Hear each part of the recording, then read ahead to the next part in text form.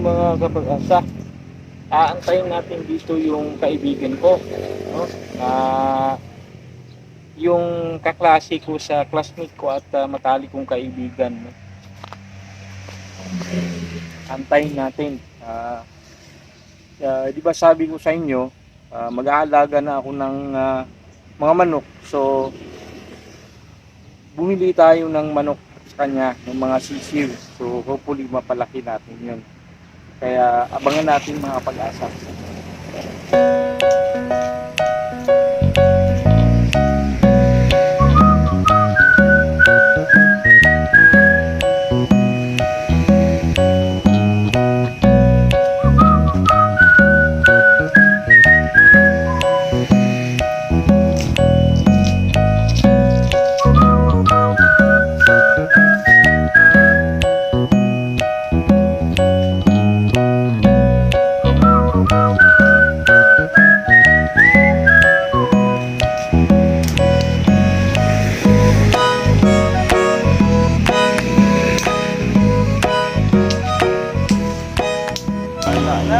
Ano natin ni Yeah, ito po. Yan akong kumpare, oh, si Richard. Oo, niyang... Ha? Oh, diyan ba? Sino pagkapalit mo ano ito? Yan para tulong na sa Lazada. Pangkuhan lang ba, mga bata. Nakadaog bubugat, hindi na heavy duty, gisi na ganyan. Yang manok, oh. Mauna nigi paabot na ko ba kay danang black astrology. So tanawon to. Pamuhi nagbalik. Kuni ang Kani black astrology na. Kuni ang red eye natin. Doon ilan rin na siya kana. Safety nagigupre. Kinahanglan ba ning suga sila ba? Kani siya kinahanglan pa. Kani dili na. Nunid na ni siya. Kay kaya nang protektahan siya sarili niya kaya balahibo. Kani man gud siya na si part nga wala balahibo kay kan kreanin diri oh. Kani unsay kuan mo ani 1000 integra. Kuan integra 1. Integra 1. Oh ya, i-ratio para di ka madak-an, i-ratio lang siya 60-40. 60-40 nga Auto ba? 40% tapos pa kung 1 kilo 40%. 1 kilo nga integra 40% lang nimo ang kuan ang conduit kapag pinakapino bitaw na dito kay naradili ka man.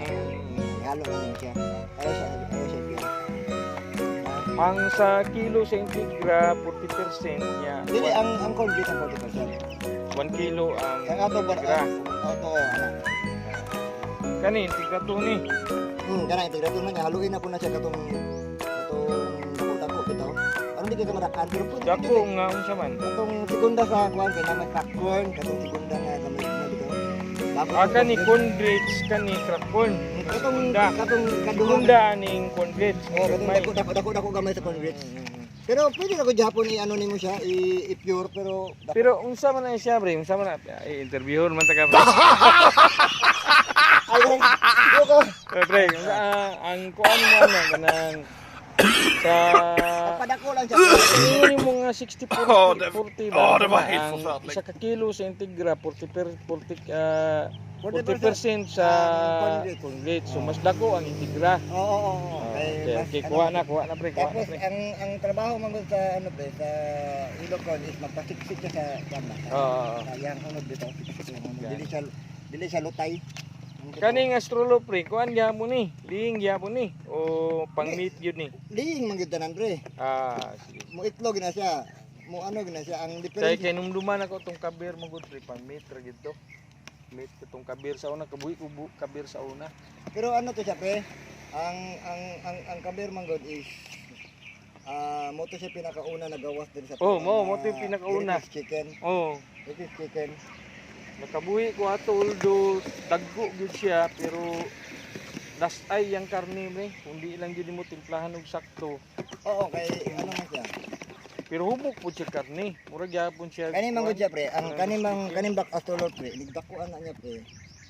Kumbaga dili even though kani mingon ka nga kanang pambuk siya kay bugas siya sa kilo sakto ang iyang kilo pero nigikap nimo sa lawas na pre. Anong bumalik payat? Kumbaga pareha sa tao ba? Oo. Nangaw nga baling pinita ng katawan, wag na. Mo Pero siya. busog siya. Pero ano siya mo kay mapilang gid nimo nga mamig. Pero mas lami gyapon ang Oo. native rin, no? Oh, lami gid ang native kay. Pero pwede man nimo siya, depende man sa mo pre. Kay kani manggol siya pre, pwede ra nimo siya pakano ako aga dito pre manguha ra ko kanang ano kanang kalamunggay. Ah, oo, Kalamunggay. pang-antibiotic niya, oh, mao mo Mao gyap. kalamunggay niya, anaon ako ng kalamunggay, dili na ko malalayan na. Mm. Buka ra ako, ibitay ra nako diha.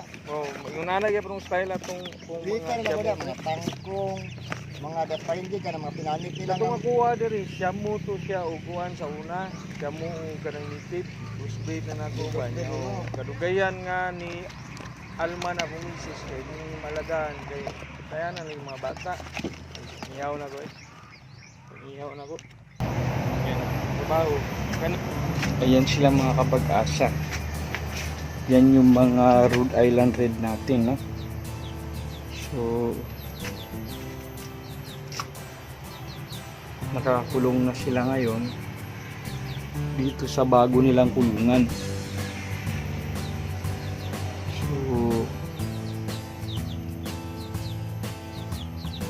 So hopefully mapadami natin yan mga kapag-asa. Nang sa ganun is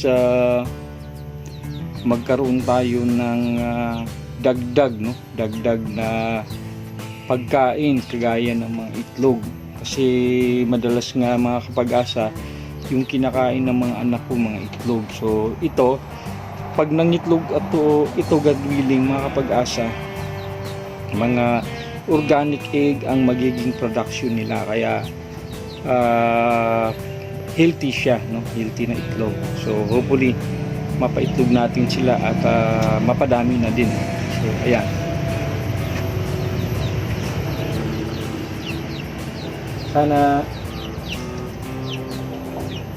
sana mapadami natin at salamat nga pala sa kumpari ko, no, sa pagbibigay sa akin ng mga alagain na mga Rhode Island Red at saka Black Australorp, no. So salamat sa iyo pare ko. So salamat sa pagkakataon, no. So bibihira tayong makakita ng mga ganitong manok, ng mga heritage chicken na pwede nating ma-approach yung mga may-ari at makapag-alaga tayo, no. So binigyan tayo ng pagkakataon, nagkaroon tayo ng mga kaibigan na ginawang instrumento ng Diyos, no, para makapag-alaga tayo ng mga manok. Kaya thank you very much.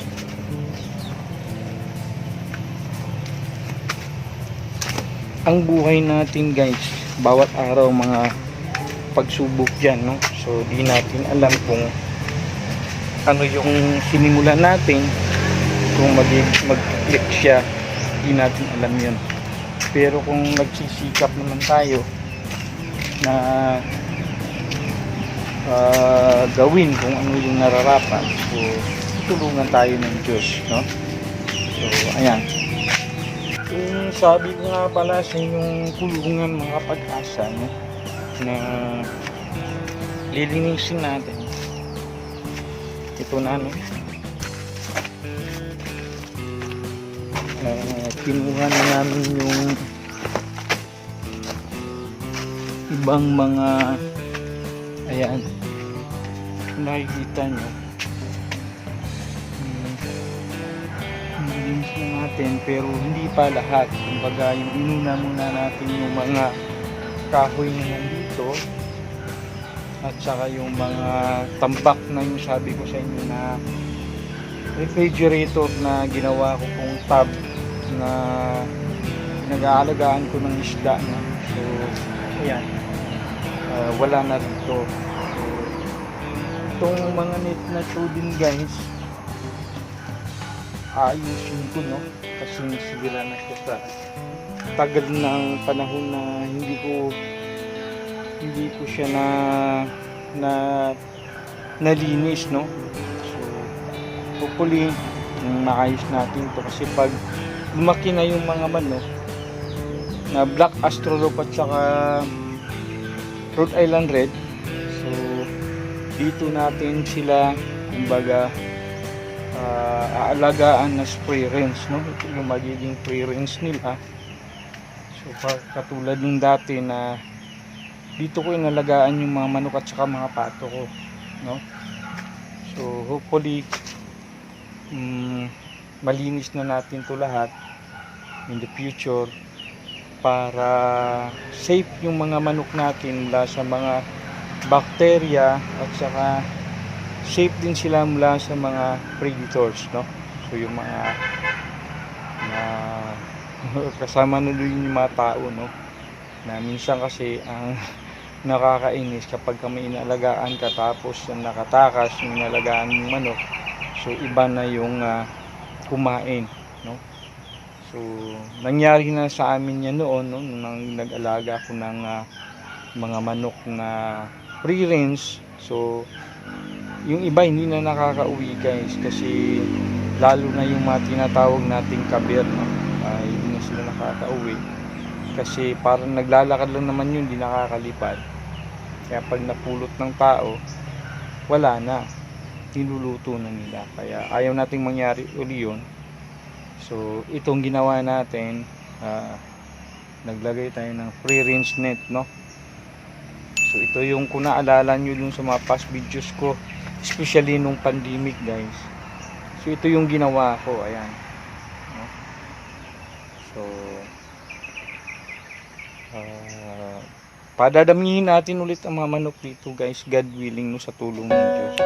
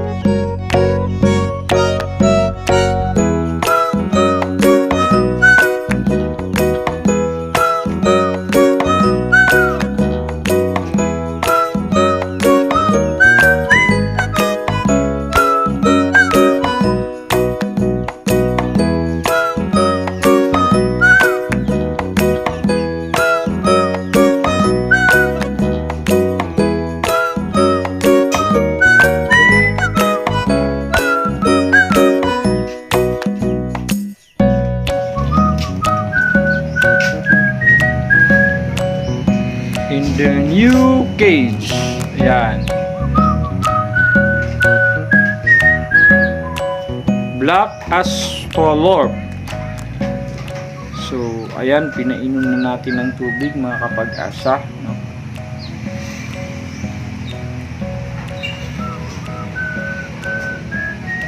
So, gawa na po yung kanilang temporary cage mga kapag-asa, no?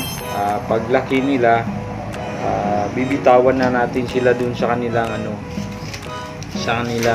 free range na coop, free range chicken coop. So, hopefully mga kapag-asa, magka-survive sila lahat, no? At mapapangitlog natin sila. So, we are hoping for that, no? So, ayan. Kung nakikita nyo yung ating blue crate, mga kapag-asa, ayan din yung aking dating nilalagyan po ng ilaw, no? So, yung ilaw na po yun ang magbibigay sa kanila ng init. So, papasok lamang po sila dun sa ginawa nating butas, kasi kasya pa naman sila, no? So, doon sila magpapainit ng katawan kasi yun na nga, dahil sa wala pa silang masyadong balahibo sa katawan, so probably hindi pa nila kayang i-protect yung sarili nila, no, mula sa ginaw, mula sa lamig ng panahon. Kaya lalagyan natin ng ilaw dun mamaya mga kapag-asa. Hindi ko pa nalalagyan yan, pero lalagyan natin mamaya. Okay? So, hopefully, mapadami natin sila mga kapag-asa. Hopefully, ang pinaka-purpose ko talaga niyan sa pag-aalaga is para sa egg consumption. Pang-laying lang talaga po siya, no? Pero pag nakapag-produce tayo ng fertile egg, padadamihin natin siya, no? Malay mo, yan isang magiging simulan ng isang negosyo, no? So, kabuhayan baga. Kahit sabihin na natin na makabalik uli ako sa pagtatrabaho sa bangko, pwede naman siya ipagpatuloy aside na. Pero kung hindi naman ako makakabalik, tuloy-tuloy ko na, di ba? So, ang importante lang talaga, nagsisikap tayo at humihingi tayo ng gabay sa ating may kapal na yung mga panalangin natin is tuparin din natin, no? Yung habang nanalangin tayo sa ating poong may kapal na tulungan niya tayo dun sa ating mga plano sa buhay is trabahuin na din natin, no? So, isang malinis na kabuhayan. Ayan mga kapag-asa, abangan nyo yung mga gagawin natin sa mga susunod na araw, no? So, again, shout out sa kumpare ko, si Richard Dilaraman, na ngayon ay nag-aalaga ng mga hybrid na mga manok, ng Black Astrolorp, yung Jersey Giant, no? Yung Jersey Giant nga pala mga kapag-asa, balang araw kapag napalusot kong mga binili ko to ng mga sisiw, bibili din ako sa kanya mga kapag-asa para para mapadami ko yung variety ng mga manok na aalagaan ko. At saka hindi lang yan mga kapag-asa, baka damating din yung araw na mag-aalaga uli ako ng mga tilapia, no? So dati kasi mga kapag-asa, nag-aalaga ako ng mga tilapia na sa tub lang talaga, no? At naiulam naman namin. At this time, malay natin matupad yung pangarap ko na makagawa ng kanal, no? Kanal dito sa palibot ng bahay namin, at yung kanal na yun ay gagawin ko siyang